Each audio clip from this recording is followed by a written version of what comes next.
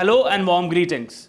Welcome to the Analyst by Vajiram and Ravi, where we would try to comprehensively analyze 7 articles in 2 different sections. In the analysis part, we'll first have a comprehensive discussion with respect to the development of indigenous artificial intelligence models in India, the related challenges, and the way forward. Then, in the second article, we'll have a discussion with respect to the phenomena of urban heat islands and the ways to mitigate them. Then, in the simplified section, we'll have a look at 5 different articles from a special perspective of UPSC Prelims 2025 along with the value addition. So stay tuned. Coming to the very first topic of the day, this is with respect to digital Swaraj, scripting India's AI era. In the last 4 or 5 years, there has been an exponential growth of artificial intelligence and AI related products. And this has wide-ranging applications in different domains. Be it agriculture, be it transportation, be it health, be it education, be it governance. But one thing which you must understand is that most of these developments, they have taken place in countries like US and China and in some European countries. Now, this is a strategic concern for India, especially looking at the wide-ranging applications of AI. Therefore, the government came up with a particular mission, India AI Mission, so as to incentivize the indigenous development of AI and AI-related products.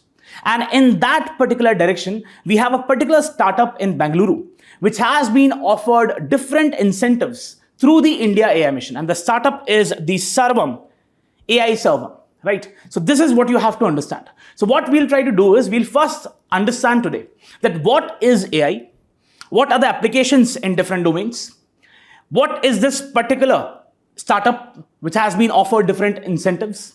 And again, we'll talk about the challenges which are there in the overall AI domain and the kind of way forward which is needed.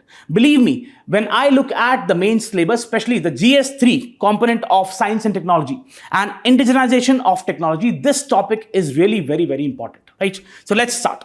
Now, let's first see what is artificial intelligence. See, the word which is used here is artificial, which means which is not real. Whenever we talk about the word intelligence, it is generally associated with humans. But when machines acquire the capacity to make rational decisions, to give an output like humans do, what we call as artificial intelligence, that is what you have to understand. That is the simulation of human intelligence by a particular machine. This is what artificial intelligence is in general terms. Now, let's say that we have a particular machine. And in this particular machine, I am feeding in a lot of data.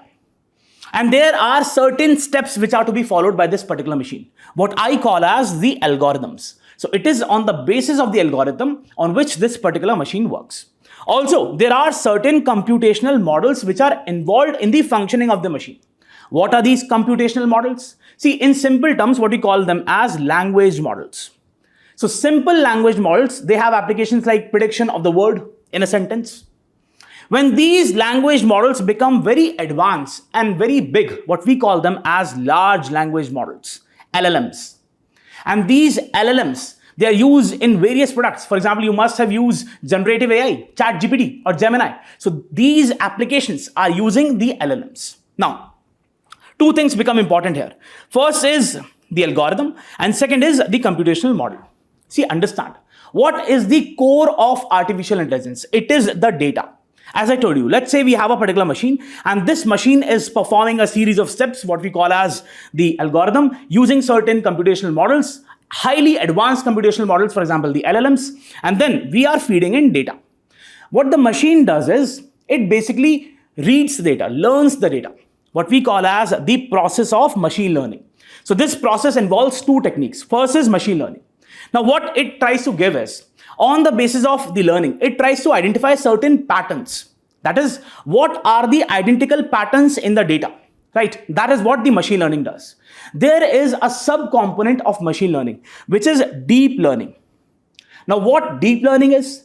Deep learning basically uses the artificial neural networks. See, neural networks. What are neural networks? These are basically the kind of networks which our human brain has, right? On the basis of which we process the information and then give a response. Once you have the machines having this ability to basically have different networks and then give a particular response, we call this artificial neural networks. right? So it is the artificial intelligence which is based on artificial neural networks. And that is on the basis of the deep learning which the machine performs. Now, this is the kind of way in which the human brain works, right? So see, in journal terms, if I try to explain in simple ways, what it is, you have a particular machine, you are feeding in a lot of data on the basis of the series of steps involved, what we call as algorithms and computational models, and a lot of data is being fed in. Then basically the machine learns the data, identifies certain patterns, and then once you pose a question to the machine, it then gives you a response, more like a human does. That is what AI is, and that is why we are finding the application of AI in various domains. So it becomes very, very important. So you can just have a look at this particular image. You have a particular machine, right? Inputs are being given, machine learning is being performed. You have a subset, deep learning, which basically goes for the predictive analysis, and then neural networks are being used, and ultimately you have the result which is being given by that particular machine. Now, what are the applications of AI? See, it is in wide areas, I have already told you. Let's take the case of healthcare. So AI is being used in the healthcare for diagnosis, for imaging. You must have seen we have MRIs, we have CT scans. Now those machines are utilizing the AI.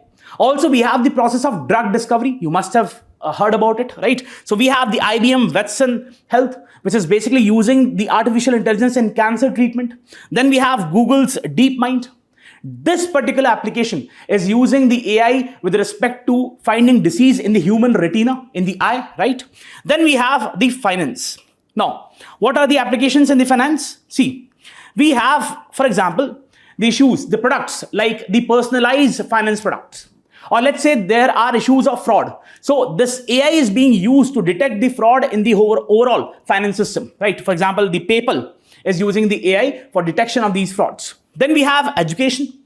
See, in education, what we are doing is we are coming up with personalized learning applications or the learning of different languages, the translations. For example, we have Duolingo, or we are also using it for automated grading processes. For example, we have GradeScope.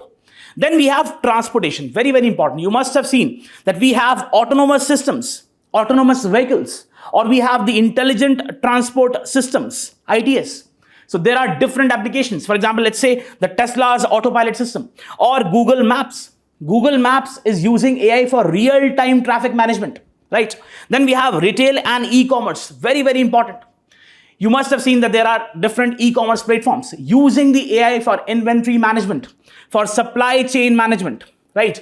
Also, you must have seen that once you open the Flipkart or the Amazon, it gives you the kind of products which you have as your own preferences.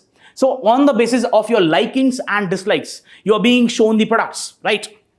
Manufacturing, where we are using AI. See, you must have come across this particular company, which is Siemens. Now, Siemens is using for predictive maintenance.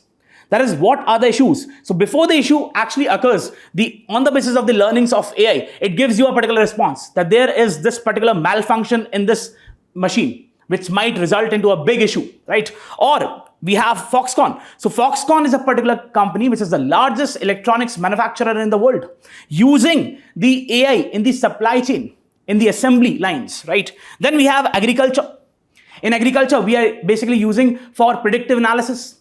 We are using it for weather alerts. For example, let's take the case of IBM Watson. It is trying to give the information to the farmers with respect to the impacts which weather anomalies can have on the crops. Then we have entertainment. So once you open the Netflix, it shows you the kind of movies or the series which you are more inclined to watch. That is the personalized preferences. Then we have cybersecurity. In cybersecurity, what we are using is the threat perception, threat detection, right? Or user authentication. So we have the platforms, for example, Darktrace, which are using these applications. So please understand, the usage of AI is wide-ranging.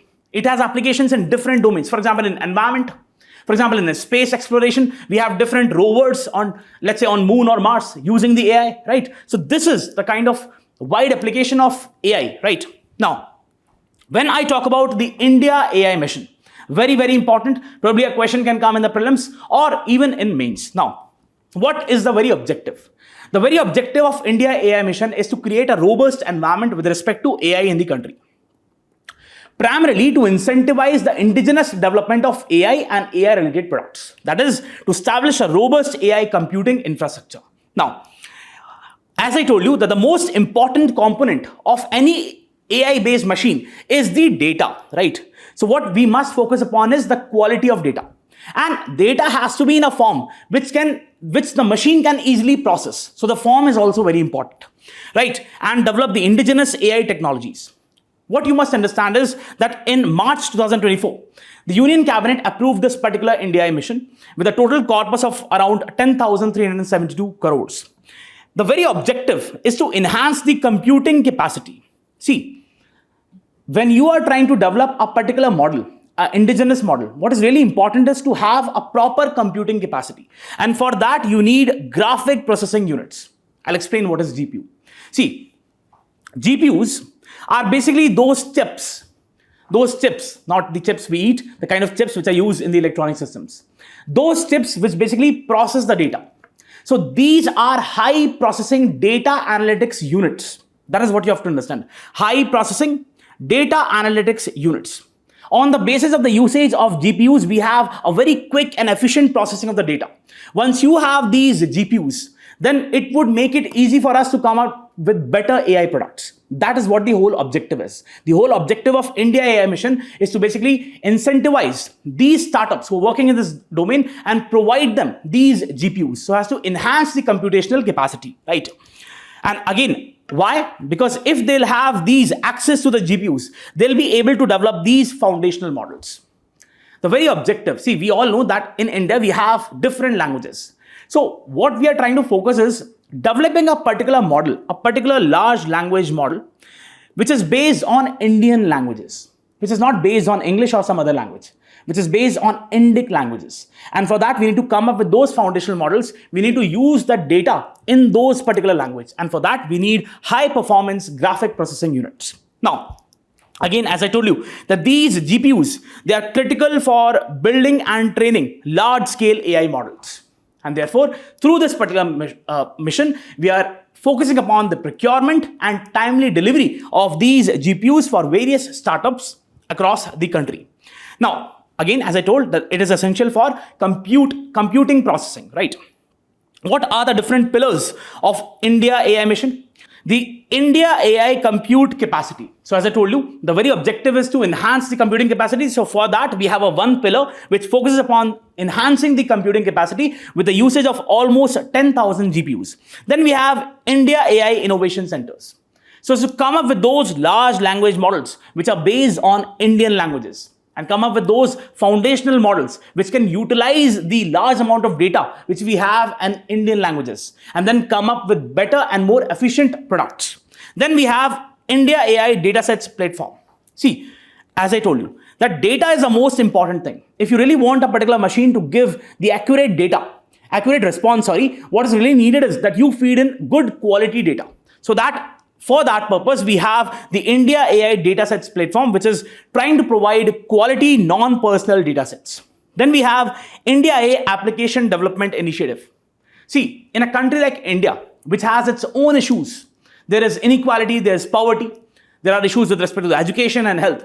What we really want is we want those applications, those products of AI, which can enhance the overall socio-economic conditions of the country. And for that transformation, we need to apply the AI in these domains, be it the health, be it the education. I hope you understand. Next, we have the India AI Future Skills. See, this is not something which is quite a layman's term, right? So this is a highly technically intensive aspect, a technically intensive domain. For that, you need specialized skill. For that, you need to train people in this particular domain. For that, we need to have different education products, be it the undergraduate programs, be it the postgraduate programs, or even the PhD degrees. Again, what we're trying to say is we need to come up with the centers of excellence in various institutes across the country, not just the IITs or the NITs, even in some of the very good private colleges. So that is what the objective is, to basically create an environment with respect to the future skills needed. Then India AI Startup Financing. What we are trying to focus is upon having a particular streamlined way of financing these startups. See, this is a very resource intensive domain, which requires a lot of resources. For that, we need to have diversified funding, be it through the government route, be it through the public-private partnerships. So that is really needed. Next, safe and trusted AI.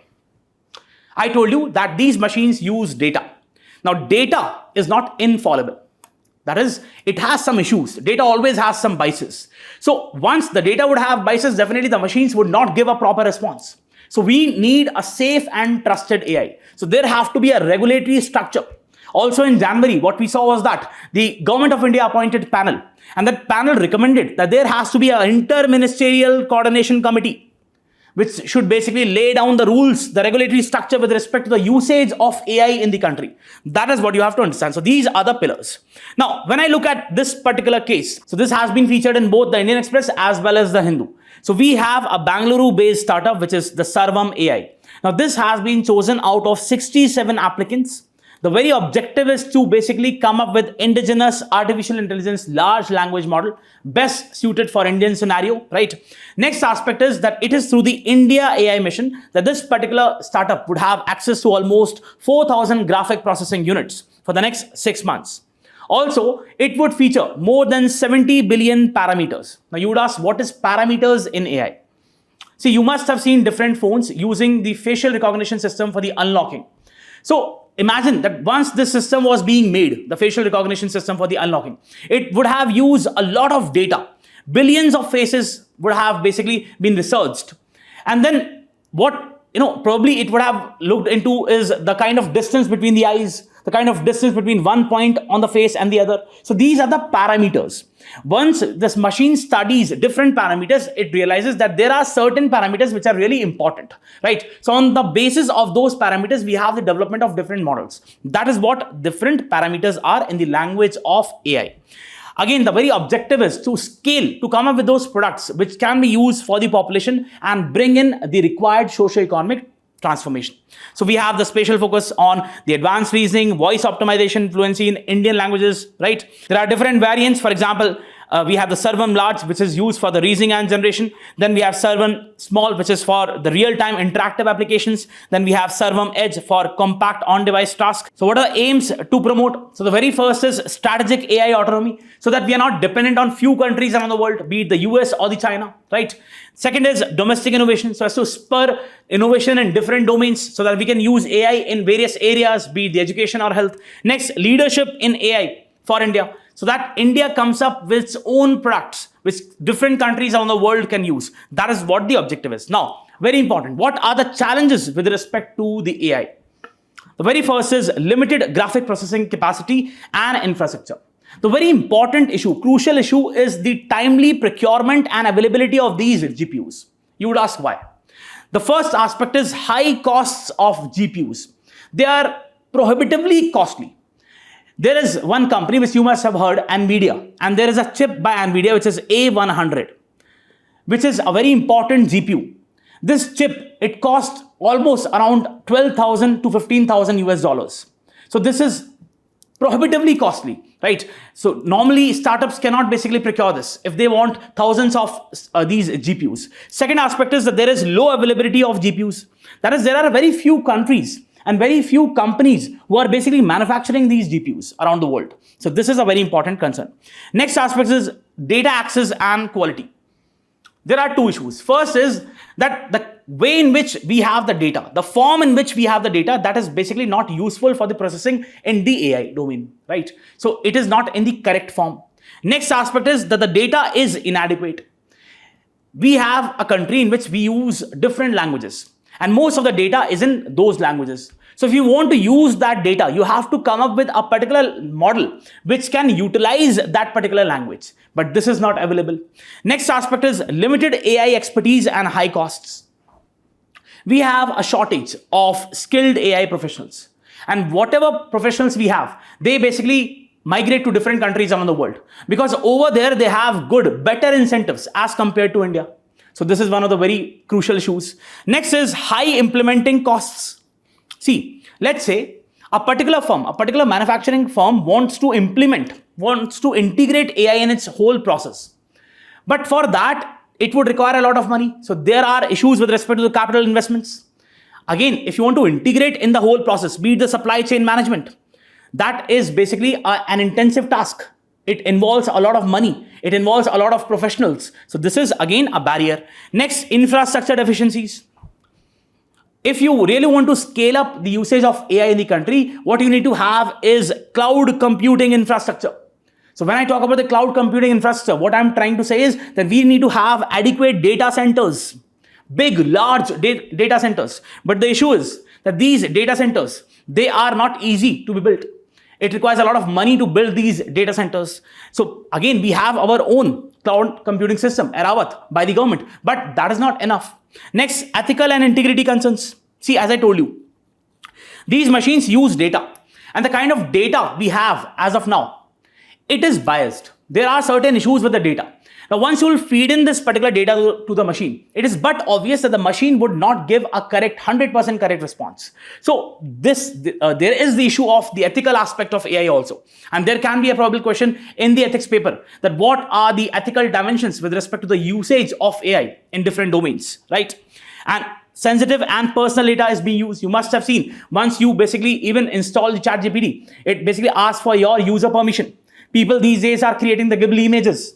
And those images, they are basically sharing their own personal images with the ChatGPT platforms. So again, user consent, there are issues with respect to consent also. And once you are basically using these platforms, they are using your personal data. So there are aspects of privacy also which are involved. Next is geopolitical and regulatory issues. See, what we are saying is that there are very few countries around the world, be it the US or let's say be it Taiwan or China.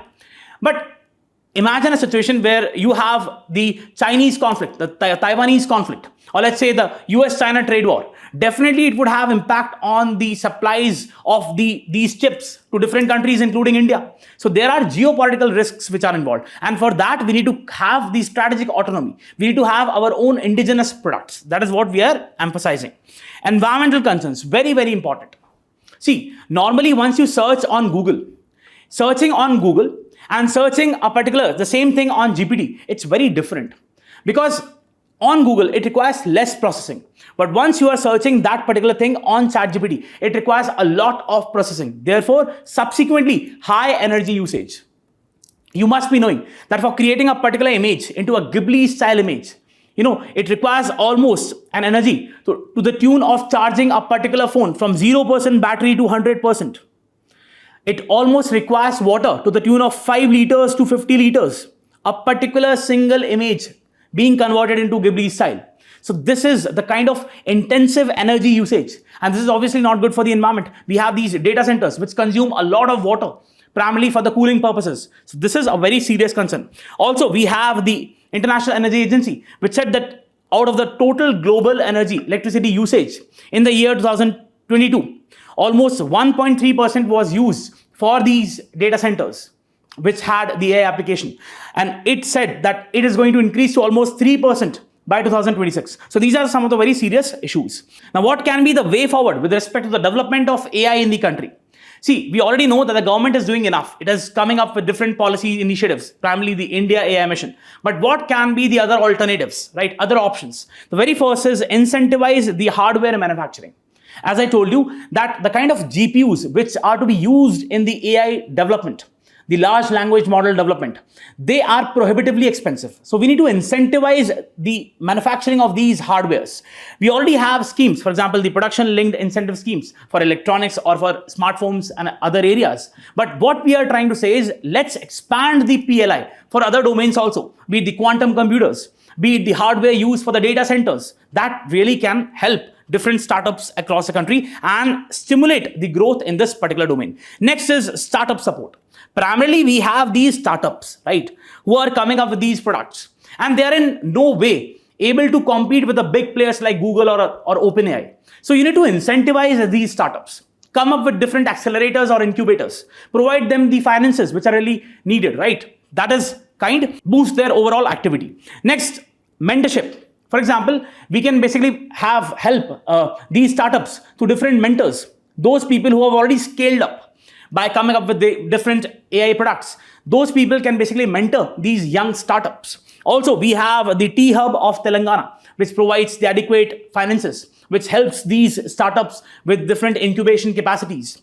Next, comprehensive data ecosystem. What we are saying is, let's come up with a national data platform which acts as a centralized data repository. This would provide the standardized formats and quality checks with respect to data, so that whether the data is conforming to the quality standards or not, right? If there are certain issues with the data, we can rectify it at that point. So this national data platform is really very, very important. Also, it can include the encryption techniques so as to make the data more secure. Next aspect is data labeling. We can have a catalog of data, that this particular data belongs to this particular sector, this particular data belongs to this particular sector, so that again we can have a more efficient functioning of these AI platforms. Prioritize ethical AI. What we are trying to say is that please come up with those products which are ethical in nature. Because once if you use the data, which is obviously embedded in the society, and society has biases, definitely the kind of products which you'll have, they will also have these biases. So there have to be comprehensive AI ethics guidelines. There is one particular partnership which is GPI, Global Partnerships for Artificial Intelligence. Do read about it. It can be really important for the prelims. And do let me know in the comment section that which is the body which is primarily implementing the GPAI. Very, very important. Come up with different AI ethics boards, right, which can see that whether different products are abiding by the ethical principles or not. Next, a regular AI audit can see if there are certain loopholes, how those loopholes can be filled, right? AI applications for societal impact, especially in a country like India. We have to come up with those products which can enhance the overall socio-economic levels, standards in the country, right, for these societal challenges, which can deal with these challenges, be it poverty, be it education, lack of education or lack of skills, right? Develop the AI-driven solutions, which can enhance the overall standard of the people. Ensure equitable access to the AI benefits. This is also very important, because what we are seeing is it might create further divisions in the society. Because those people who already have knowledge with respect to the usage of computers, they would be in a better position to learn about the AI, not the others. So it might deepen. But again, what we have to focus upon is equitable sharing of the benefits. And for that, adequate skills must be given to different sections of the society.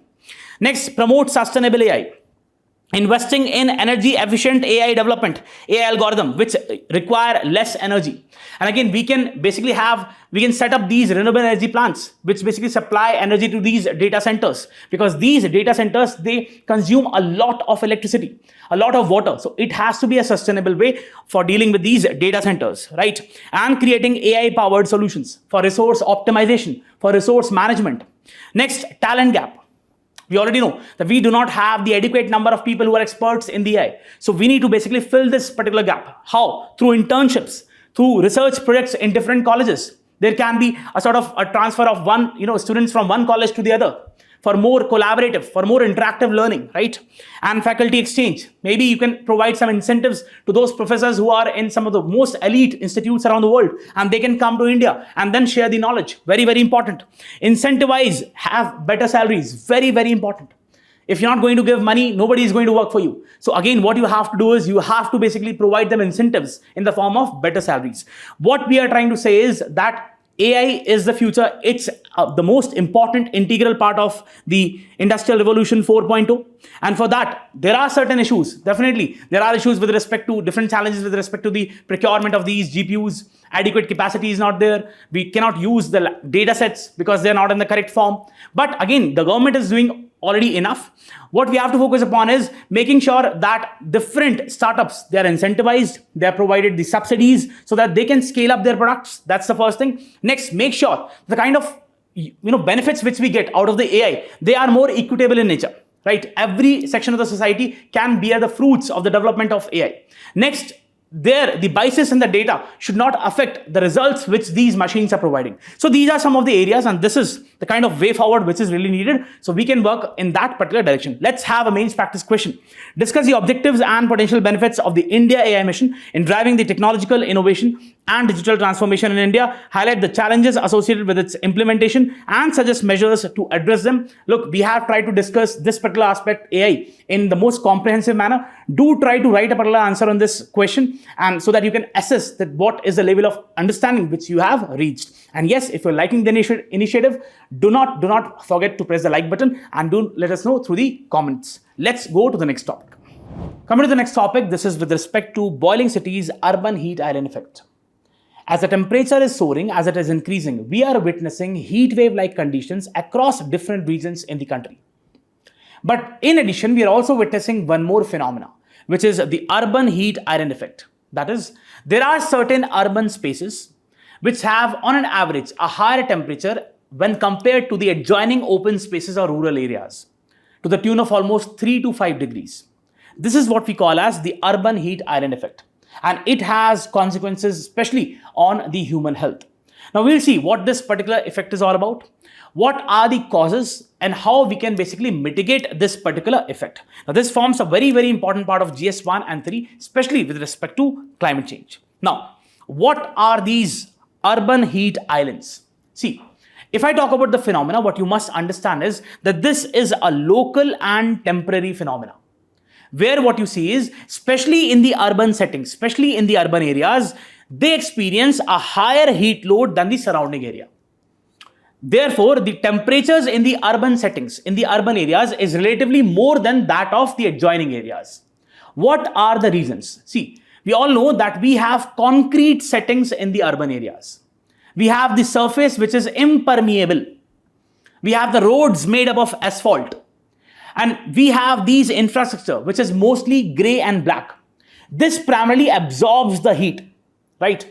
And again, once it absorbs more heat, the relative temperature is higher when compared to the open adjoining green spaces. That is what the urban heat island effect is all about in simple terms, right? So we have the rise of heat in different buildings and houses because primarily they are made up of concrete, and heat is trapped in these buildings, unable to go out, and ultimately slowly the temperature increases and not able to dissipate. The urban heat island effect, it is induced due to the trapped heat between the establishment made up of concrete. The temperature variation can range between 3 to 5 degrees Celsius when compared to that of the open settings, the rural settings. Now you can just look at this particular beautiful infographic that you have these rural areas, and this is the afternoon, on an average the temperature, the afternoon temperature, and it is quite low. But as you go towards the urban settings, as the concretization increases, right, as the roads and asphalt and everything increases, definitely there is the rise in the overall temperature. Look at this, commercial areas, the city, the urban residential, and again, as you go to the suburban regions, the rural areas, the temperature further decreases. Now, this has a lot of negative implications on the health of the people. Please understand that we have a major chunk of the society which is working on the road. They're employed in very meager, small tasks. And once you have the higher temperatures, it has a direct effect on their health. So this is something, a very serious public health issue also. Now, why are the urban areas hotter than the rural areas? First of all, see again, once you have the greener localities, definitely the temperature is low. But what we find is, in the urban settings, there are very few trees, right? And when we talk about the density of trees, it is fewer than that of the rural areas. So that is one of the very important factors. Next, green vegetation, different plants, trees or forests. They are very important to regulate the incidence of urban heat islands. These plants, they have this process of evapotranspiration. So the transpiration takes place in the plants, and through that, they basically regulate their own temperature. It is very important for the cooling of these plants. Once you have the evapotranspiration, it cools the surrounding atmosphere. But in the urban settings, we do not have the adequate number of trees, right? So ultimately what happens is that the urban areas, they're relatively more hotter than those of the rural areas. Transpiration. Urban areas, construction of high-rise structures, roads, parking spaces, pavements, or different infrastructure, the underground spaces. Because of that, there is the accelerated incidence of urban heat islands. Primarily what we are trying to emphasize is that because of these infrastructure, which involves the grey and the black infrastructure, right, which involve the concrete, the brick, the mortar, so they are basically trapping the heat, and the heat is not able to dissipate. And ultimately what the situation we are having is that the temperatures on an average, they are increasing, right? It occurs by black or any dark colored materials, buildings which use bricks, cement, concrete, they attract and absorb most of the heat. Just look at this particular infographic, very, very important. So we have impermeable surfaces. So even if we have the rains, the ground is not able to absorb the water because of these impermeable, hard surfaces, concrete surfaces. Waste heat from the factories. You have these exhausts coming out from the restaurants, coming out of these factories. And again, they are, expelling a lot of warm and waste air. That is obviously leading to the overall increase in the temperatures. Then heat trapped by the buildings keeps the urban cores warmer at night. Lack of trees means less shade. So you must know that in the shade areas, the shade which is provided by the trees, the temperature is almost 5 to 10 degrees lesser than the overall environment, the average environment.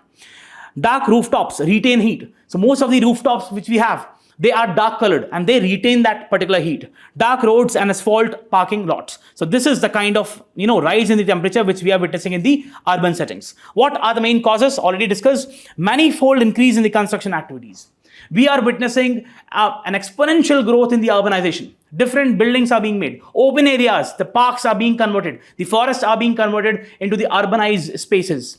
And ultimately, if you have more construction, definitely the average temperatures would increase. Asphalt and concrete trap huge amount of heat, increases the mean surface temperature. Then dark surfaces. See, once you have the relatively light surfaces or white surfaces, they are better for the albedo effect. What is albedo effect? Which is basically reflecting the heat. But once we have these dark surfaces, they're unable to reflect the heat. And obviously the average mean temperature increases. Increase absorption of heat. Air conditioning, very, very important. See, it's basically a cascading effect. Just imagine that you have these, let's say there was a particular ground which was basically forested, had a lot of plants and trees. Now you are uprooting those trees and plants, deforesting. And now you're coming up with a particular construction, right? So it would require energy, it would increase the overall temperature. Then since you'll have these concrete and asphalt, what would happen is the average mean temperature would increase. For that, you would require the air conditioning. Air conditioning would require the power usage. Power usage would definitely increase the overall emissions, again increasing the temperature. Now what happens is, these air conditioners, they basically exchange the heat with the environment. You must have seen the exhaust coming from these air conditioners. Ultimately, what happens is that it has a cascading effect. The heat which is coming out from these air conditioners, obviously, they are inefficient. Most of the ACs, they are inefficient. So it overall increases the heat in the environment. And ultimately, this cycle goes on. And therefore, what you see is that there is a slow increase in the overall mean temperatures of these areas. That is what the cascading effect of air conditioning is all about. Next, urban architecture. So we have tall buildings. We are not going for the passages. And the kind of passages which we have between different buildings, they are very narrow. So the air is unable to pass. There is no sort of proper ventilation of air, no circulation of air which is taking place. Definitely, if there would be no circulation, the temperature would increase. Hinder the circulation of air, reduce the wind speed, and reduce the natural cooling. And this is what is known as the urban canyon effect. Because of these high-rise buildings, narrow passage of land, you have the higher temperatures. Need for mass transportation. See, again, we are having the dependence. People are not really inclined for these common transport systems, be the metros. People are having their own vehicles, right? And the vehicular emission is coming, contributing to the environment, contributing to the overall heat in the environment. And that is one of the factors. So we are using the fossil fuels, the gasoline, the diesel. It is contributing to the overall warmth of the urban areas. Lack of trees and green areas. It impedes the evapotranspiration. If you have a good number of trees and plants in a particular area, you will have more evapotranspiration. More evapotranspiration would mean that there is more cooling of the environment. So relatively, the temperature would be lower, but that is not taking place because we have less trees and plants. Removal of the carbon dioxide does not take place. How can the urban heat islands be reduced? The very first is increase area under green cover. Look at this particular position. So we have these Southeast Asian countries, or even in European countries, we have these passages. And especially, we also have this in the South Indian states. So these areas, they have the lines of these trees, the alleys. And again, what happens is that the average temperature is quite lower. And because of the evapotranspiration, the overall environment is cooler. They cut the heat load. Next aspect is that of passive cooling to reduce the urban heat islands. See, we need to go with natural ventilation. You must have seen, you must have visited Agra, the different Mughal architectures, or in Delhi itself, the Red Fort. So it has certain, the windows, they were made in such a way, or even the ancient architecture, they were made in such a way that it offered the natural ventilation. We can basically emulate the kind of architecture practices the medieval Indian kingdoms or even the ancient Indian areas had. So that is really important. Even the IPCC report says that the ancient Indian building designs should be used in current scenario. Other methods for heat mitigation can be, for example, the roof and terraces. We need to make sure that the kind of roof and terraces we have, they should be light colored. They should be painted in white so that the reflection of heat takes place. There is proper albedo which is there. Terrace plantation or kitchen gardens, very, very important. So on one hand, definitely they would lower down the temperature. On the other hand, they would provide these vegetables and fruits. So again, what we are saying is this is something which is a very important public health concern. And we need to mitigate through the usage of these things And again, this phenomena can be really important once we are talking with respect to any question related to the geophysical aspects, right? So do pay attention. And these are the measures which can be adopted. Let's have a mains practice question. The urban heat islands are the unintended consequence of rapid urbanization. One of the ill effects of urbanization has been these urban heat island effects. Discuss their causes, impacts, and suggest sustainable strategies to mitigate their effects in Indian cities. Do write 15 marks, 250 words. Do write a particular answer on this question. Let's go to the simplified section. Coming to the simplified section, we have the first topic which talks about India's continental shelf claims. See, let's look at the gist of the article. We have different countries and adjoining waters. Right? So there's this concept of territorial waters. Now this extends from the boundary till 12 nautical miles. What it means is that the countries have absolute sovereignty in this particular region, full control. Then there is this exclusive economic zone, which extends till almost 200 nautical miles, tunes to almost 370 kilometers, in which the countries have the authority to use and manage natural resources. For example, the oil and gas, for example, the polymetallic nodules. And then there is this concept, geographical concept of continental shelf. Now, continental shelf is basically the extension of the land, the continent, right, in the sea areas. So, according to the conventions, the countries have basically access. The exclusive economic zone, it extends to these continental shelf to the tune of 200 nautical miles. But it can also be extended to 350 nautical miles in certain situations. Now, India has raised its claim with respect to the continental shelf. It primarily submitted an application in 2009, which was rejected by the Commission on the Limits of the Continental Shelf in the year 2021, primarily because of the allegations by Pakistan. And now recently, it has again submitted its claims. And this is adding almost 10,000 square kilometers to its continental shelf. This is what you need to know. We'll read about different concepts. We'll also talk about the polymetallic nodules and the other concepts. India has increased its claim in the Central Arabian Sea as a part of its extended continental shelf by nearly 10,000 square kilometers and also modified an earlier claim to avoid a long-standing dispute with Pakistan over the maritime boundary between the two countries. We already know that we have a dispute with respect to Sar Creek, right? So in order to avoid that, we have basically modified our claim into two parts. Previously, we had one particular claim. Now we have divided into two claims. Coastal countries have an exclusive economic zone, which gives the exclusive mining and fishing rights up to 200 nautical miles from their coastlines. In addition to this, such states can make claim for a more area. That is what I told you. Countries can even claim for more exclusive economic zone to the tune of 350 nautical miles, right? Provided they can scientifically establish to a UN body called the Commission on the Limits of the Continental Shelf. Very, very important body. We'll have a discussion with respect to that. That can be claimed as an area, as a part of EEZ, from their landmass all the way to the seabed. All of this oceanic area is considered to be a part of the country's extended continental shelf. This gives them the right to commercially mine valuable minerals, polymetallic nodules, and oil reserves. Now, again, India already has 12 nautical miles of territorial sea, already told, and 200 nautical miles of the EZ, which is basically started from the baseline. India's seabed and sub-seabed area would become almost equal to its land area of 3.274 million square kilometers, according to the National Center for Polar and Ocean Research. We'll read about this particular body. India made its first claim in 2009 in vast stretches of the sea spanning the Bay of Bengal and the Indian Ocean and the Arabian Sea. Pakistan in 2021 objected to the portions of India's claimed territory in the western offshore in the Arabian Sea. This referred to a dispute between the two countries over the Sar Creek, a strip of water in the marshes of the Rann of Kutch in Gujarat. The creek roughly separates the Kutch region into the India and Pakistan's Sindh province. The CLCS, Commission on the Limits on the Continental Shelf, in March 2023 rejected the entirety of India's claim in the Arabian Sea region. Now, but there is a particular provision of modified claims. Countries, if they're not satisfied, they can submit the modified claim, which India has done in April.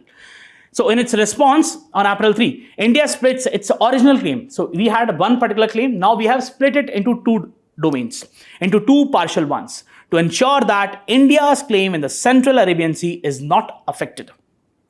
Institutions of the Ministry of Earth Sciences, such as NCPCPOR, have played a key role in technical aspects of determining the India's continental shelf. Now, this becomes really important. So you have these bodies which basically do research in this particular aspect, on the aspects of the continental shelf and then submit reports to different UN bodies. So therefore, this particular body, NCPOR, becomes really very important.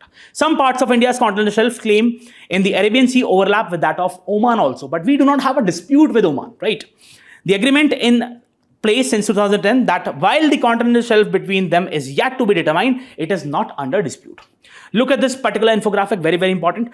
This is the territorial baseline from which you start measuring the territorial waters or the EEZ. So you have the till 12 nautical miles, you have the territorial sea. Then from here till 200 nautical miles, almost 370 kilometers. From the baseline, what you have is exclusive economic zone, where the countries have absolute rights over the natural resources, right? Now again, what I'm trying to tell you is that you have this continental shelf. So 200 nautical miles, it's understood. But this can also be extended till 350 nautical miles in certain situations. That is what India is trying to do, right? To extend its continental shelf. Now, as I told you, this is a geographical concept of continental shelf. So you have the land. Now, this is the natural extension of the land in the sea. That is what the continental shelf is all about. Then what you see is the continental slope and then the continental rise. And ultimately you have the abyssal plain, which have these polymetallic nodules, right? So just have a reference to these infographics. Then look at this India's EZ. So you have this India's EZ, right? And also we have EZ adjoining the Andaman and Nicobar Islands. And look at this continental shelf. So we have the western continental shelf and we have the eastern continental shelf. Please understand, it's a geographical concept, right? Now, let's talk about the Commission on the Limits of the Continental Shelf. See, we know that we have United Nations Convention of the Law of Sea, right? So we have UN clause. Now, with respect to the extension of the continental shelf, we have this particular commission which looks into the claims of different countries around the world, right? So it is clear, 12 nautical miles territorial waters, 200 nautical miles, we have the EZ. But if a country wants to claim more of area of the continental shelf as a part of EZ, you have this particular commission, which is the Commission on the Limits of Continental Shelf. It basically does its working on the basis of the United Nations Convention of Law of Sea. Just read this. So, the purpose of the commission is to facilitate the implementation of the United Nations Convention of the Law of Sea in respect of the establishment of the outer limits of the continental shelf beyond 200 nautical miles, from which the breadth of the territorial sea is measured, right? So this is what you have to understand, the functions of the commission. The convention contains a provision governing the commission. So you have two important functions: to consider the data and the other materials submitted by different countries, coastal states, concerning their outer limits of the continental shelf in the areas, those limits exceeding the 200 nautical miles, to provide scientific and technical advice if requested by the coastal states. So just understand what this particular commission is all about. What is the purpose? So it is basically implementing the UN clause. That is what you have to understand. Next aspect is the National Center for Polar and Ocean Research. Very, very important for the prelims. So this comes under the Ministry of Earth Sciences. Do remember. So NCPOR is India's premier research and development institution responsible for countries' research activities in polar and southern ocean realms. Mandate and the objective: leadership role in niche areas of scientific research in the domains of polar and oceanic research, lead role in the geoscientific surveys of the country's EEZ, what we are focusing upon in this article, and its extended continental shelf beyond 200 nautical miles. So you have NCPOR, which comes out with different projects, research projects, and then submits those claims to the Commission on the Limits of the Continental Shelf, right? Deep sea drilling in the Arabian Sea, facilitatory role in the scientific research activities being undertaken by several national institutions, management role in the implementation of scientific and logistics activities related to the annual Indian expeditions to Antarctic, Arctic, management and upkeep of Indian Antarctic research bases Maitri and Bharti, do remember, and Indian Arctic base Himadri, then management of ministry's research vessel ORV Sagar Kanya, as well as the other research vehicles chartered by the ministry. This is what you have to understand. Now, what are polymetallic nodules, right? So you can just see, these are basically the nodules which are found on the abyssal plains, deep sea plains in the oceans. Just look at this, and they are like this. So what happens is, you have shells, right? Or you have the tooth of different big let's say fishes, the sharks or the whales, on which the deposition slowly takes place of these minerals. And ultimately you have the development of these polymetallic nodules. So these nodules, also known as manganese nodules, are mineral research deposits found on the deep ocean floor, primarily in the abyssal plains. They are formed by the accumulation of iron and manganese oxides around the core, often a shell fragment or a shark tooth. These nodules contain valuable metals like nickel, copper, cobalt, manganese. Now, we all know that these are critical minerals, very important, especially when we are talking about the electronics industry. So, the proper sustainable exploitation of these polymetallic nodules becomes really very important, making them a potential resource for industrial applications. Also, this is a PIB news clip, which is basically quite old, from 2012, but offers a very important information. India's polymetallic nodules program is oriented towards exploration and development of technologies for harnessing these nodules in the Central Indian Ocean Basin, CIOB, allocated to India. So India has been allocated a particular patch of land, almost 75,000 square kilometers. It has 4 components: survey and exploration, environment impact assessment, technology development, and technology development with respect to metallurgy, and both mining as well as metallurgy. In the 75,000 square kilometer area of CIOB, the estimated polymetallic nodule resource potential is almost 380 million tons. Too much, right? So this is what you have to understand with respect to this article. We talked about the Commission on the Limits of Continental Shelf. We talked about the EEZ, the territorial waters, the Continental Shelf. We talked about the NCPOR, and we also talked about polymetallic nodules. Let's go to the next topic. Coming to the next topic, this is with respect to the historic pandemic accord, which has been reached by different countries under the aegis of the World Health Organization. Let's look at the gist of the article. See, in COVID-19 pandemic, what we witnessed was that there was deep inequity between the developed countries on one hand and the developing countries and least developed countries on one hand. Why? Primarily because of the inequitable access to the vaccines, to the testing kits, protective equipments. What was the reason? The companies manufacturing these vaccines, most of these companies manufacturing the vaccines or the medical diagnostics tools, they were based in developed countries, and they were very serious with respect to the aspects of intellectual property. They were not really willing to share the intellectual property with the other countries around the world. They had that commercial angle in their mind. Next aspect, which was very important, was that there was not the proper sharing of information with respect to the spread of the infectious disease, primarily attributed to China. So because of these concerns, different countries thought that we need to come up with a particular pandemic treaty, right? So they have basically signed this. But one thing becomes quite important is that still you do not have a free access to these vaccines. The aspect of the intellectual property has not been resolved, because what the countries, developed countries, have said is that it would be on the basis of consent. So if the developed countries would give the consent, then only you will be able to transfer the technology with respect to these vaccines and other things. So just have a look at this particular article. After more than 3 years of intense negotiations involving more than 190 countries, the World Health Organization has finalized a historic pandemic accord aiming at the prevention and the response to the global future health crisis. WHO Director General has called this a significant milestone in our shared journey towards a safer world. And the next aspect is that of the emphasis on the importance of global solidarity in facing the health emergencies, especially after the outbreak of the COVID-19 pandemic, which laid bare the vulnerabilities of the international health system. With the growing threat of other infectious disease, for example, we have H5N1 bird flu or Mpox or measles and Ebola, this particular treaty becomes all the more important. The centerpiece of the newly adopted agreement is a proposed pathogen access and benefit sharing system, which is designed to facilitate the swift sharing of the pathogen data, very important, so that the countries can take timely actions among the nations with the pharmaceutical companies. This data sharing mechanism is expected to play a critical role in accelerating the development of vaccines, diagnostics, treatments during future pandemics.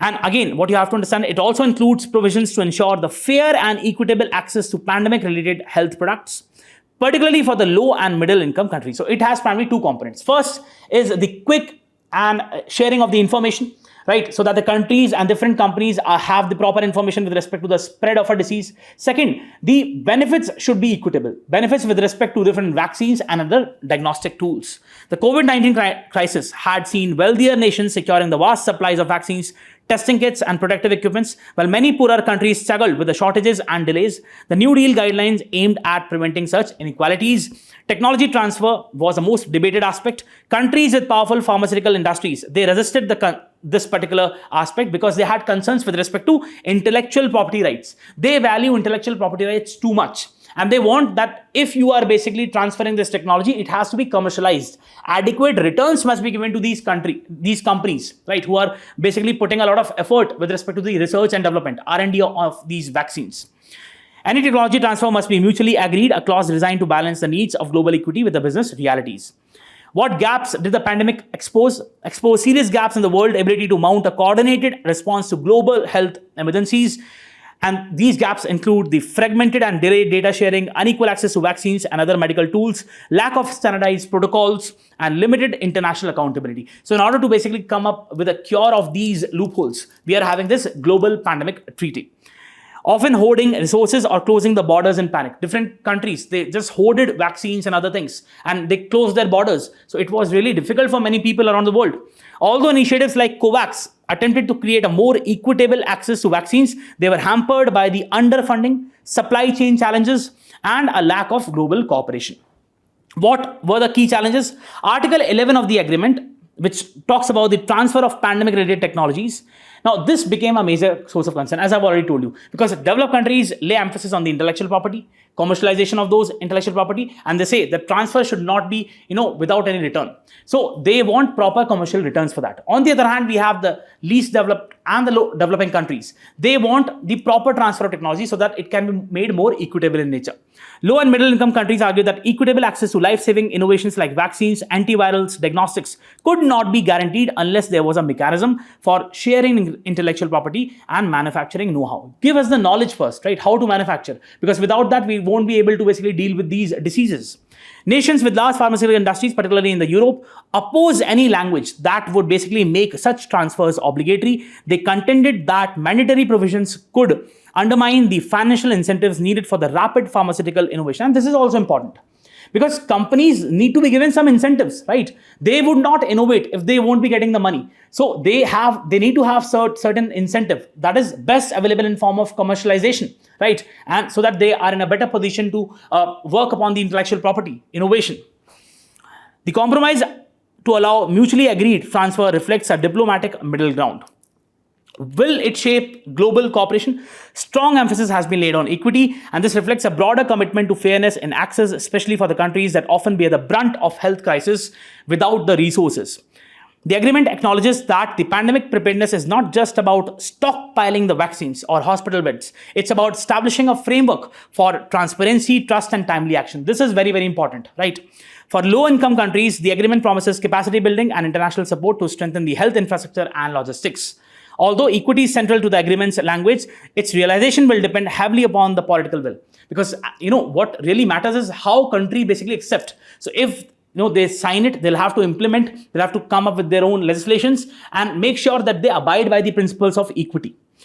What lies ahead? Member states will be expected to integrate its principles into the national laws, establish financing mechanisms, and develop the monitoring systems that ensure the compliance. Definitely a very good step in the right direction, but we need to see how it is basically implemented. Now, World Health Organization, very, very important. It was established in the 1948, is a specialized agency of the UN that connects nations, partners, and peoples to promote health, keep the world safe, and serve the vulnerable. Now, this agency becomes all the more important because President Donald Trump signed an executive resolution saying that US would be coming out of WHO. US is one of the most important source of finances for the WHO. So again, if the US is coming out of WHO, it would have a very negative influence on the overall functioning of the WHO. So this organization becomes important for your prelims. Objectives: lead global efforts to expand the universal health coverage, focus on areas of disease prevention, control and elimination, provide leadership on global health issues, set standards for public health, collaborate with various partners including UN agencies. What is a governance structure? So we have the membership. It has almost 194 member states. World Health Assembly, the highest decision-making body of WHO, and comprising representatives from all the member states. Then we have Secretariat, responsible for carrying out the policies and programs approved by the World Health Assembly. Director General heads the World Health Assembly and is supported by the senior management team. He's sort of an executive officer. Regional offices also has 6 regional offices in Africa, America, Southeast Asia, Europe, Eastern Mediterranean, and Western Pacific. Meetings: the WHO meets annually to set policies, approve the budget, and elect the Director General. Funding mechanism: this is important. Assess contribution and voluntary. Assess means that different countries, on the basis of their GDP, on their overall size, they basically give contribution. Then you have voluntary. You would be surprised to know that, once I'm talking about the SS contribution, they are the mandatory contributions which are to be made. Voluntary are voluntary, made by different organizations, private philanthropies. What you have to understand is that SS contribution, they just amount to almost 20% of the total funding of the WHO. Almost 80% of the WHO funding is voluntary contributions. And one of the most important countries is US. So if it would be coming out, definitely it would have a negative implication. What is the role of WHO in global health governance? Setting the global health standards and guidelines. Next aspect is monitoring and assessing the global health trends, coordinating international health responses, for example, in the COVID times, building health systems, conducting research and development, advocating for better health policies and funding, providing technical assistance and capacity building. Just have a reading, can be really important. So what we are seeing is that we are having the Global Pandemic Accord, very good step in the right direction, and this has been under the overall aegis of the World Health Organization, another important body which from where the question can probably come in the prelims. Let's go to the next topic. Coming to the next topic, this is with respect to a particular scheme of Ministry of Social Justice, which is the SMILE scheme. See, the overall objective of the SMILE scheme is to rehabilitate and provide livelihood options to those people who are involved in the act of begging. Now, what is begging? Begging is that act where people basically seek alms primarily because of the poverty which they are trapped in. So that is what the begging is all about. But what the article says is that the scheme has not been implemented in a proper manner. So we'll see what the article is. 2 years of the Union Social Justice Ministry started identifying, surveying and profiling people engaged in begging under the SMILE scheme. The program has so far identified only 10,000 people. Can you just imagine? Just 10,000 in a country like India with a population of total 1.4 billion across 81 cities and towns where it is being implemented. The 2011 census recorded 3.72 lakh beggars. Support for the marginalized individuals for livelihood and enterprise scheme. This identified almost 10,000 persons. Only 970 have been rehabilitated as of December 24. Of those rehabilitated, 352 were children. The SMILE scheme was launched in 2022. Its component was to sub-scheme to identify, profile and rehabilitate individuals engaged in the act of begging with their consent. So you need to have their consent also. Make identified urban spaces free from beggary. The other component is empowerment of the transgender persons, because most of the people who are begging, you would see that they are from the transgender community. So you need to provide them adequate livelihood opportunities. That is what the objective of the scheme is all about. The Socio-Economic and Caste Census of 2011 estimated that over 6.62 lakh households in the rural India rely on begging, charity or alms. Now this is important. What are the different provisions in the Constitution which talk about the begging aspect, right? So we have right against exploitation, Article 23, which prohibits traffic in human beings, beggar, which is forced labor, and other similar forms. See, in actual terms, literal terms, you cannot say that, the Constitution is using for the forced labor, but a person can be forced to come into begging primarily because of his or her circumstances, what is poverty. So in that way also we can relate to it. Though beggar originally meant for forced unpaid labor, it also morally connects to the idea that forcing people into degrading conditions like beggary through poverty violates human dignity. Article 21. The Constitution bans forced labor but does not directly outlaw beggary. However, if a person is forced into beggary, it could be seen as a violation of Article 23. Right to life and personal dignity. So this, even the Supreme Court has highlighted a lot of times. Article 21 guarantees right to life and right to live with human dignity. Extreme poverty forcing a person into beggary can be interpreted as an attack on their right to live with dignity. Beggary is indirectly related to Article 21 because no one should have to beg for survival. Then we have directive principles of state policy, Article 39, subclause A and Article 41. 39A, state should ensure that citizens have right to adequate means of livelihood. Article 41, state should provide public assistance in case of unemployment, old age, sickness. These articles guide the state to create conditions where people are not forced into beggary, provide adequate opportunities. Legislative actions, various states like Delhi, Maharashtra, West Bengal have passed laws like Bombay Prevention of Begging Act 1959 to criminalize or regulate beggary. However, in 21, Delhi High Court decriminalized begging, stating that poverty is not a crime. Important fact, begging itself is not banned under the Constitution. Forced beggary, exploitation or denial of dignified living can be challenged under Article 21 and 23. This is what you need to know with respect to this particular article. Let's go to the next article. Coming to the next topic, this is with respect to the biologics and biosimilars. So we have Aurobindo's biosimilar, which has been given the permission to have its biosimilar in European markets. Now, we have biologics, which are basically the products which use the living organisms, right? It may be a vaccine, it may be a serum. Then we have biosimilars, right? Which is not the actual biologic, but again, a new version of it. And this offers a more cost-effective alternative, right? That is what biosimilar is all about. It's not the original product, but it's a new version which basically mimics the efficacy of the biologics, right? So Aurobindo's pharma subsidiary Curatech Biologics Biosimilar for breast cancer has been recommended for marketing authorization by the Committee for Medicinal Products for the Human Use of the European Medicines Agency. Upon European Commission's approval expected in July, it will be available across EU member states. Let's talk about biologics. So these are the products derived from living cells or organisms, such as proteins, nucleic acids, or cells. They encompass wide range of things. For example, let's say vaccines, blood components, gene therapy, tissues, proteins, monoclonal antibodies, and cell signaling proteins. What is biosimilar? So when we are talking about biosimilar, what you have to understand is that it is also a biologic that is similar to another biologic, not the original biologic, but it's similar to the other one, known as a reference product. So the original is the reference product and you have a biosimilar, a biologic which is similar to the original one, that has been cleared by the authorities for the prescription by doctors. Also called follow-on biologics, are to be used to treat the same disorders as the first biologic drug. Biosimilars closely match the reference product in safety, purity, potency, though they may contain minor variations. Exactly not similar, but they offer the same efficacy. They offer new hope for the patients by providing cost-effective alternatives to original biologics, which are often expensive and complex. So this is what biologic is, and this is what the biosimilars are. Probably a question can come in the prelims. Let's go to the last article of the day. Coming to the last article of the day, this is with respect to the logistics aspect. So we have the Container Corporation of India, so GAIL, Gas Authority of India Limited, and Container Corporation of India. They have come and signed a particular MOU, which is with respect to the usage of liquefied natural gas in the logistics fleet of CONCOR, so as to make it more sustainable, make it more environment friendly. GAIL and Container Corporation of India signed the MOU to assess the feasibility of liquefied natural gas as a fuel for CONCOR's logistics fleet. This would harness the LNG's advantage as a cleaner and more cost-effective alternative to the diesel, which could result in reduced emissions and lower the operational costs. This highlights the importance of CONCOR. CONCOR is basically a particular public sector enterprise, and again, it's basically a part of the Ministry of Railways. Container Corporation of India Limited is an Indian PSU engaged in the transportation and handling of the containers. Look, what we are trying to basically say is that India has been emphasizing upon bringing in efficiency in the overall logistics. So we also have a logistics policy. And in the logistics, the Container Corporation of India plays a very, very important role as a particular entity.